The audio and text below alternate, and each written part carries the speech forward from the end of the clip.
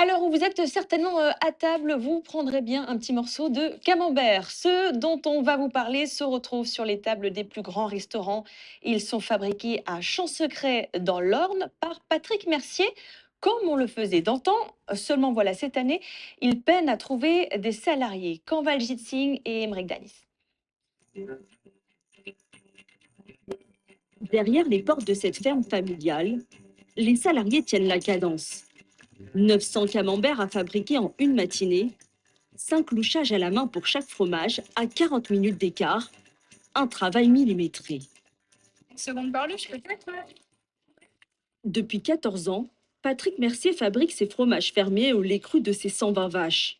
Des camemberts à la véritable recette d'antan. Nous ne trayons pas les vaches à la main, mais nous ne désinfectons pas le pied des vaches, nous ne réfrigérons pas le lait, ce qui est quand même très proche du moment où le lait était ramassé en bidon. Pour les 3 salariés de la fromagerie, c'est plus qu'un métier, même si ce n'est pas tous les jours facile. On est quand même ici dans une salle où il fait 31 degrés, donc on a la chaleur, un rythme à tenir.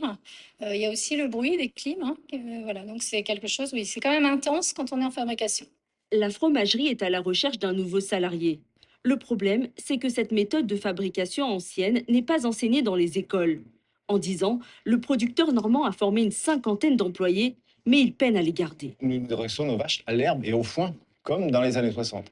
En fait, et les gens, quand ils ont un diplôme agricole, ils ont l'impression de s'asseoir sur ce qu'ils ont appris en venant travailler ici. Parce qu'ils n'ont plus de repères, ils n'ont plus les peseuses, mélangeuses, les charrues, les pulvérisateurs, tout ça. En fait, il n'y a rien de tout ça chez nous. Donc, il faut prendre en compte cette mesure du fait de faire un produit d'exception. Sur les 250 000 camemberts fabriqués chaque année ici, beaucoup se retrouvent sur des tables de prestige, comme la moitié des restaurants triple étoilés du pays, ou encore celle de l'Élysée.